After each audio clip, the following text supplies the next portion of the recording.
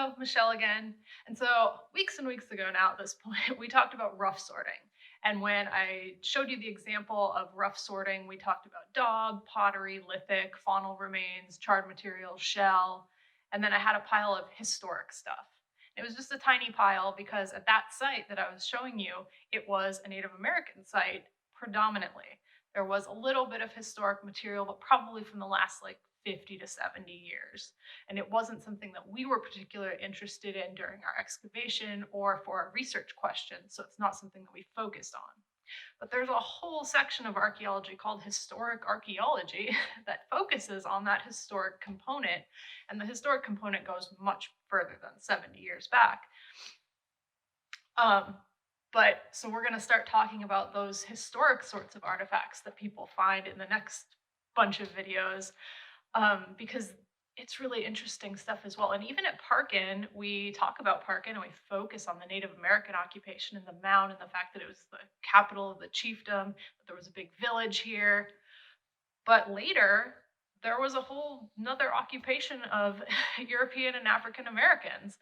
So there was the Northern Ohio Mill Company, and then the Northern Ohio School, which is reconstructed on the site, so you can visit that if you come to Parkin. And then there was what is called the Sawdust Hill community, where people's houses were all across what is now the park, and where the Native American village was. The Sawdust Hill community, and lots of African American people lived there for years and years. And so we've got archaeological evidence of that occupation, as well as knowing who the people were, because they were still here in the 1960s when the land started being bought to become part of the Parkin Archaeological State Park. So we have a lot of written records in this case, but we also have historical archaeology, so we can reconstruct even more than what people wrote down. Because I think you've kind of figured out from the other stuff I was talking about, we don't have written records of Native American occupations, but the stuff that we learn about them is things that wouldn't necessarily be written down anyway. Things like what they ate, how they, like what kind of plants they were domesticating, how they were processing their food, what age of animals they were maybe killing to use for different purposes, what kind of pottery they were making, what temper was in it, things like that, that maybe you would write down, but maybe you wouldn't anyway. So historic archaeology can tell us things that a written record might not tell us anyway. So we think, oh, well, we know history because it's written down in books, but the archaeology can tell us so much more, and it can tell us sometimes where the history books got things wrong or where they got things right. And so it's really cool to start to see. So today we're going to start talking about glass. And glass, you find typically two different types. So you'll find window glass or you'll find bottle glass, usually. And so window glass, I think you can figure out it's from a window pane, and so it's going to be pretty flat, like bigger pieces of flat glass, and it'll probably be clear. Mostly you would want your window to be clear. And so I don't have any examples of that here. That's not something that we find a lot of at this site. But you can imagine, you know what windows look like. In old windows, you've maybe seen in historic houses and museums and things, and they look a little bit differently because the glass wasn't made in such a pre-manufactured way, and so sometimes it's a little more ripply, a little wavy, but in general it's pretty flat. But bottles, I think, are very interesting because they come in so many different forms and they come in lots of different colors of glass as well. And one of my favorite facts about bottle glass is that so many bottles would have been clear, but when we find them now, they are purple. And why is that?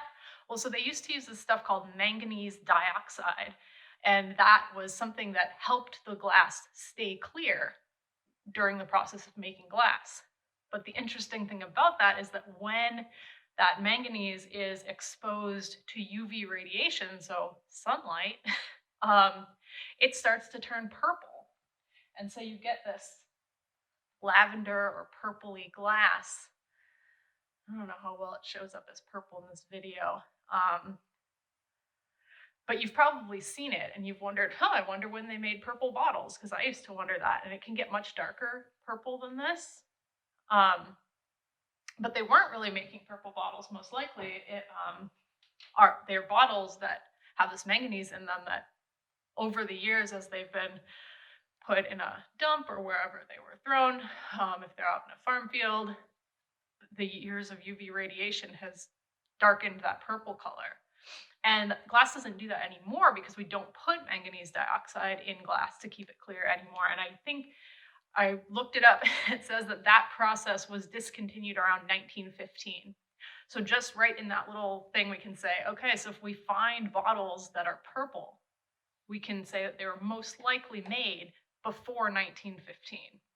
And so I think that's a really cool little like, wow, just that one little fact, we get all of this cool information. Um, and so I've got a lot more to talk about bottles because there's a lot of cool things that you can learn you wouldn't think, but there's a lot of neat stuff about bottles. So I don't want to go on forever in one video, but next week we'll pick it up again and I'll give you more information about bottles and bottles particular that we find on the Parkin site. So I will talk to you then. Have a great week and I will see you later.